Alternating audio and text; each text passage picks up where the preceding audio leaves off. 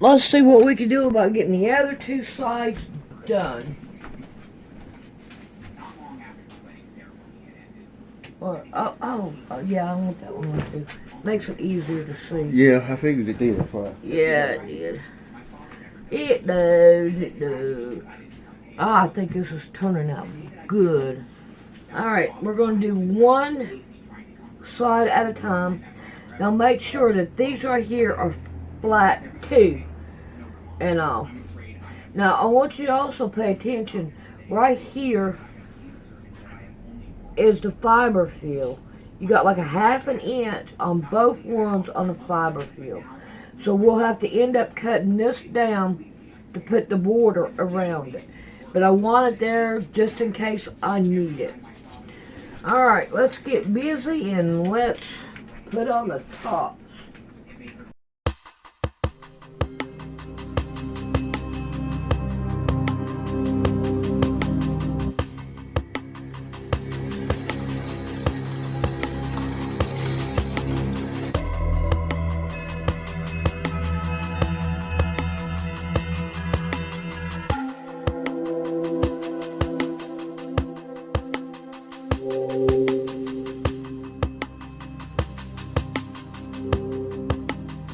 Everybody, thank you for joining us at Candid Truth. We're going to talk about the truth, and we're going to get candid with it. There's a lot of Christian people, right-wing people that thought Trump, he's the Messiah. He's going to come. He's going to change the world. He's going to make America great again.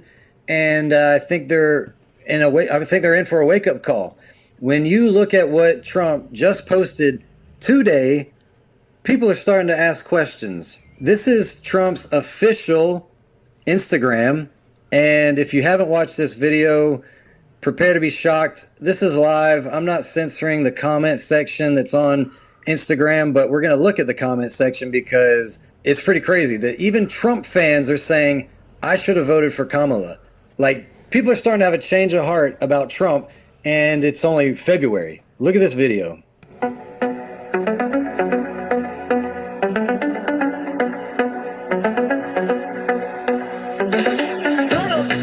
Set you free, bringing the light for all to see. No more tunnels, no more fear.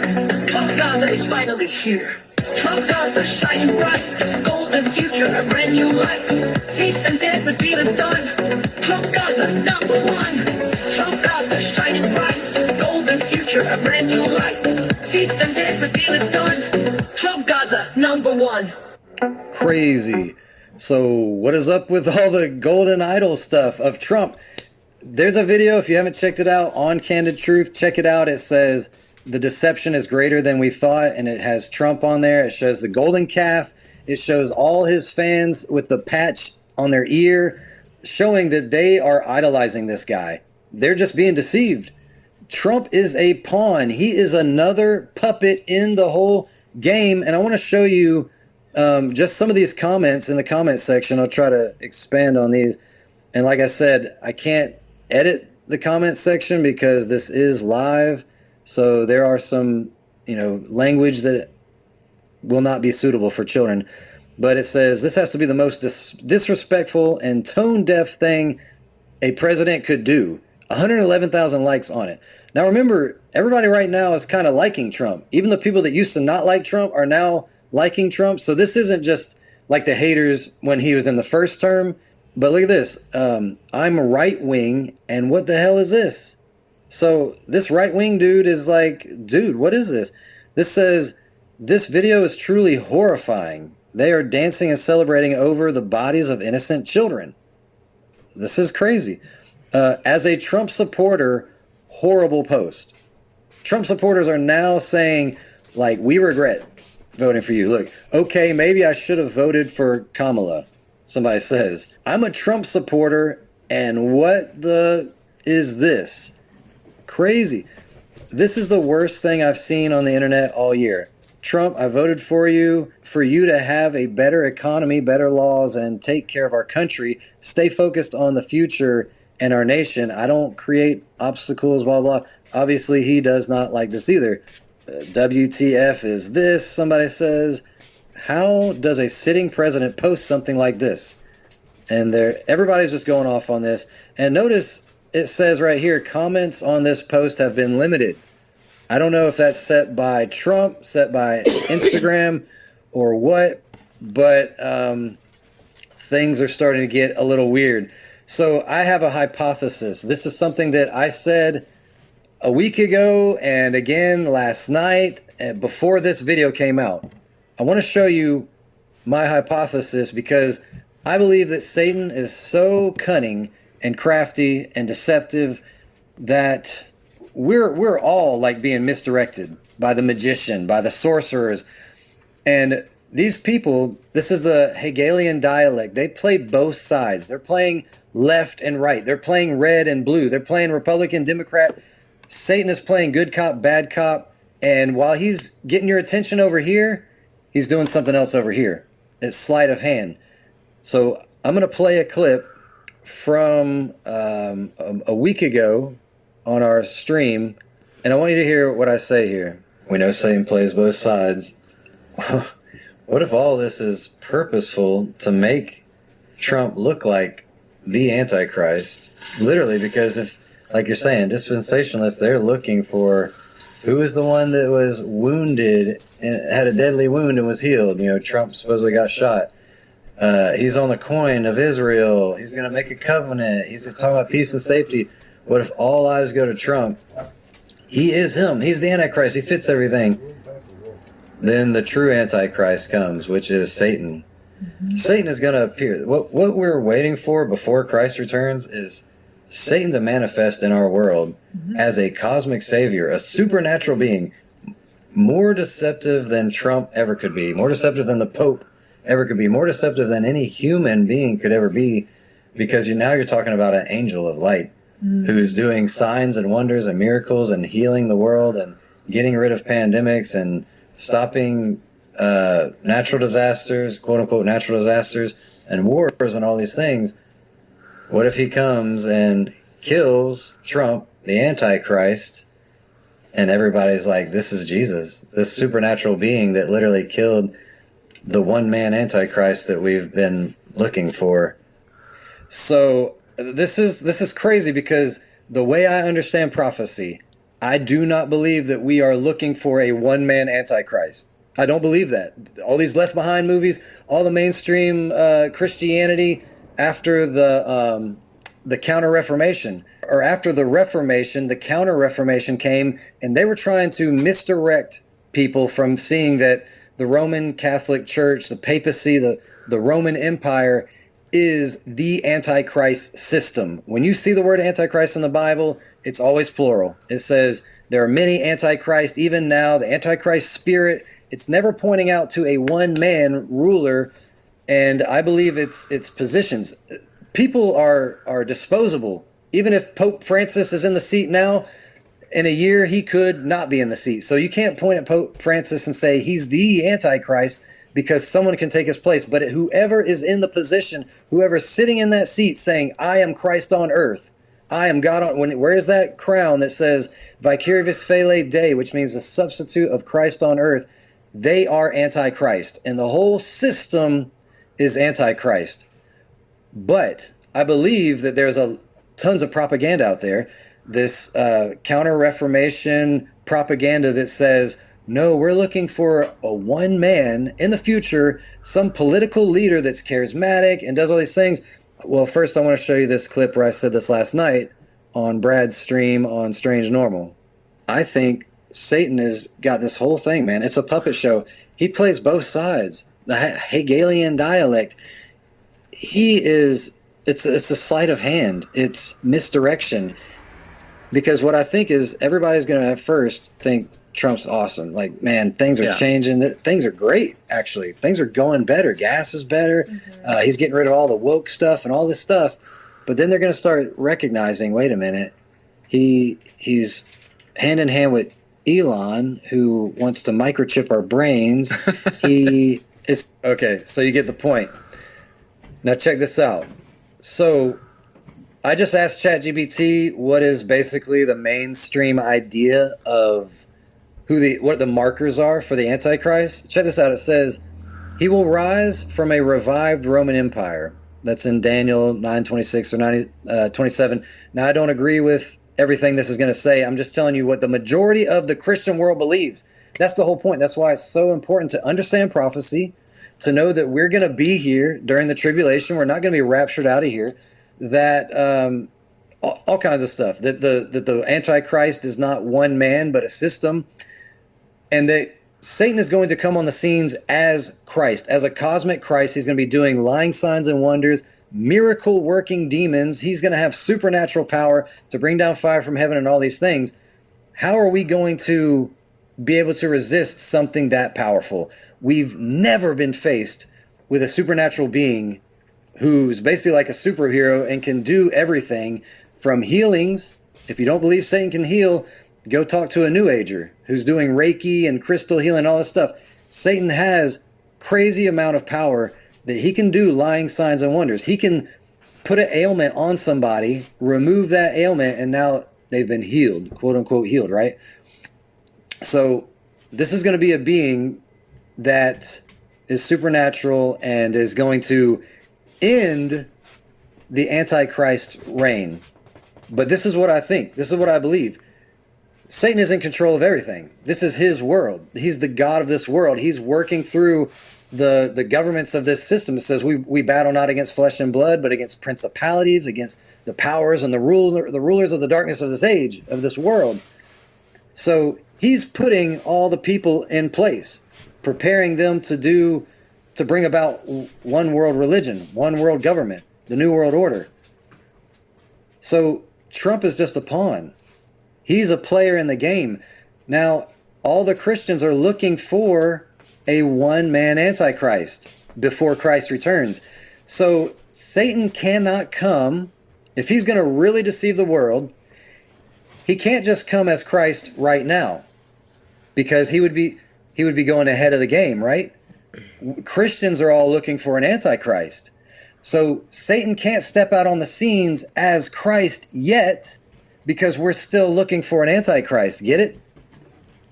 If he came out on the scene right now as Christ, we would all say, wait a minute, this isn't Christ. This is the Antichrist, because the Antichrist has to come first. So Satan is going to set up a fake Antichrist. You hear this? And it's going to be obvious. It's going to match all the markers that people are looking for in the understanding they have of prophecy. So it says right here that he'll confirm a 7-year covenant with Israel. Well, I think that's very interesting, because it says Israel group mints to honor Jerusalem. Trump is on a coin for Jerusalem, for Israel, and his face is right there by King Cyrus. Well, I think that's very interesting, because it says Israel group mints Trump coin to honor Jerusalem.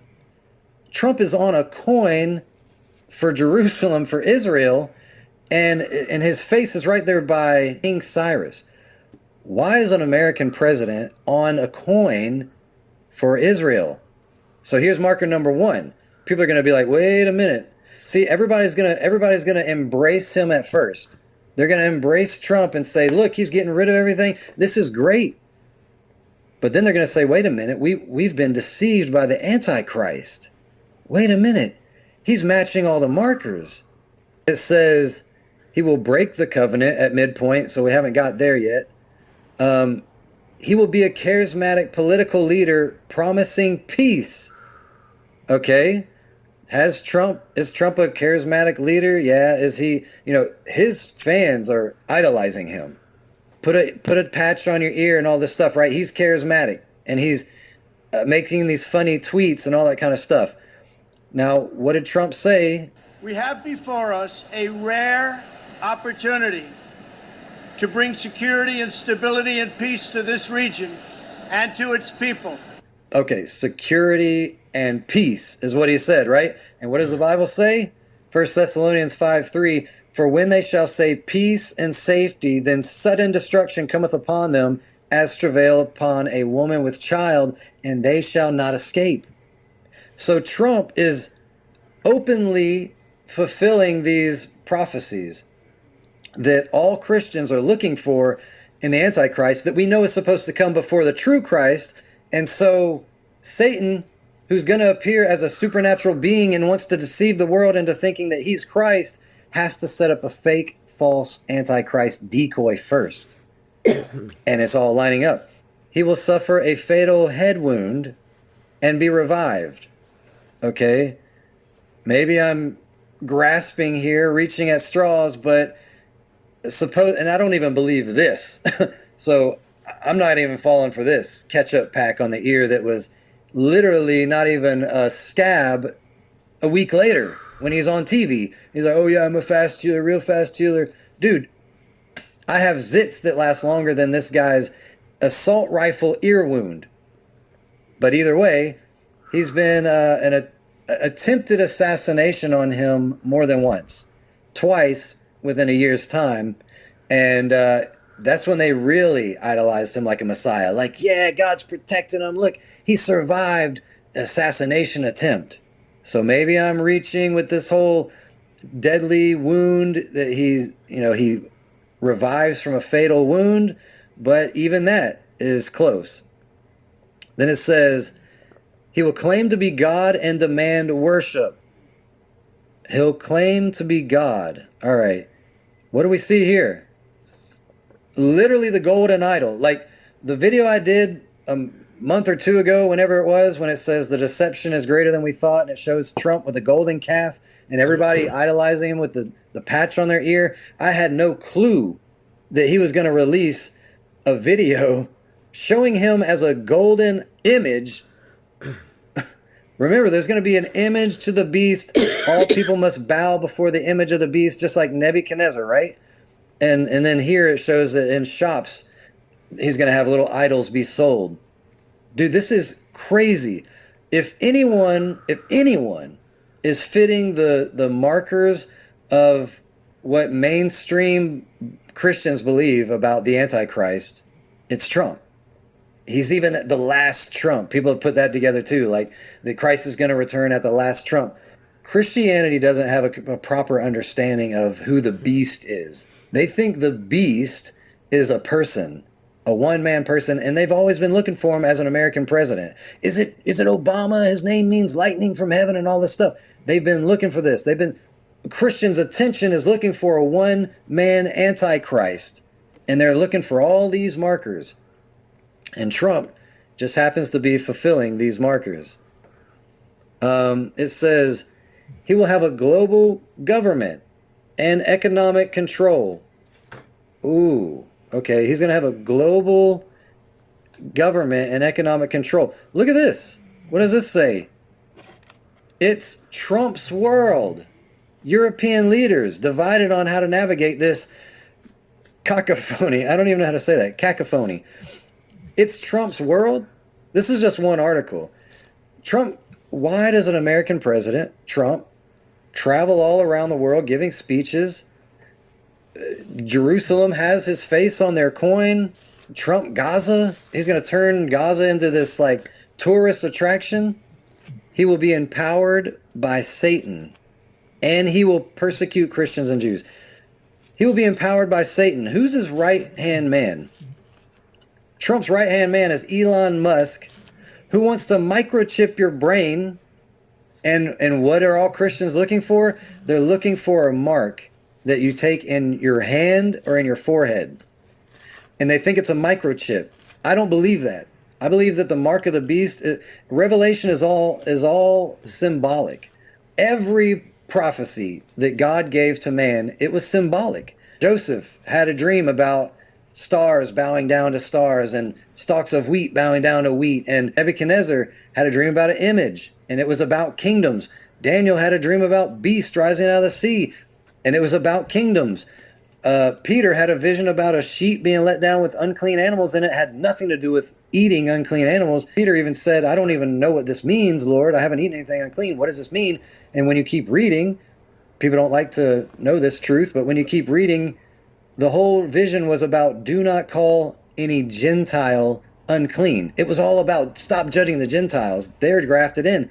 So, and when you look at Revelation, there's not really going to be a woman, a harlot, riding on a seven-headed beast, drinking blood.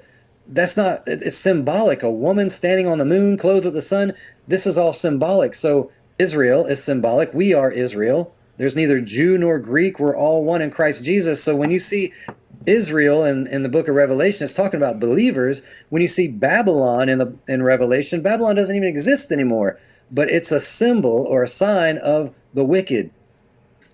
God's people are going to have a seal in their foreheads. Do you think that's a literal seal? No. I don't know any Christian that believes that we're going to be literally having a seal on our forehead. But for some reason, they say that the mark of the beast, oh, that's definitely physical, definitely literal and physical. But it's not. It's all about worship. He's going to cause the world to worship the beast in his beliefs, in his mind, or in the works of his hand. You can take the mark of the beast in your mind or in your hand. If you believe the system, you took it in your mind. You believe it. If you don't believe it, but you're going to do it anyway, like bowing to the image instead of saying, throw me in the fire furnace. If you simply bow your body, you bow to the beast, but you don't believe in it, you're taking it in the hand, the works of the hand. You can receive the mark of the beast two ways. You can only receive the mark of God, the sign of God, in your mind, because it's all about belief. His right-hand man is the dude that wants to microchip your brain. And Trump is unrolling Stargate. Stargate is a worldwide surveillance system that's 24-hour surveillance by AI technology. No human has to watch anymore. And the guy who started this, who owns Oracle, the company Oracle, Larry Ellison, said people will behave, they'll be on their best behavior when they're being monitored 24/7 by AI. This is the dystopian world that we are about to enter. Actually, Trump calls it the golden age. And if you look into what the golden age is, this is what all the occultists, all the esoteric writers like Alice Bailey and some of those other people said is the age of Aquarius. This is what the New Age movement has been looking forward to, and they predicted that it would be in 2025. Alice Bailey said that in 2025 there would be the externalization of the hierarchy, meaning that it would be an external manifestation of fallen angels, demons among our world. And what are we seeing today? Quote unquote drones everywhere. We're seeing the military say that we communicate with non-human intelligences. First they said we see UFOs every day. Then they said we're communicating with them. Now they're picking up crafts that look like eggs. And we're going to do a show on what does that mean? What symbolically is, where is all this going? According to the esoteric writings with the egg and the people talking to these divine feminine beings, this is all part of the big plan. Satan's final deception. I don't know where you guys stand on this issue. I hope this is eye-opening for you. But I truly believe that Satan right now is setting up the false Antichrist, and it's Trump. And right now he's fitting all the markers. And because of this video, this is the start of people who even voted for him saying, I wish I would have never voted for you. And I'm starting to see something in you that I don't like. And people are starting to put the pieces together. And I think more and more people are going to start calling him out as the Antichrist. And when he's identified as the Antichrist, the stage is being set for Satan to appear as the cosmic Christ, a supernatural being who's going to put an end to what Trump is doing, whether that's to put an end to Trump or his system or whatever. But then he's going to unroll this false system of peace and safety and a revival.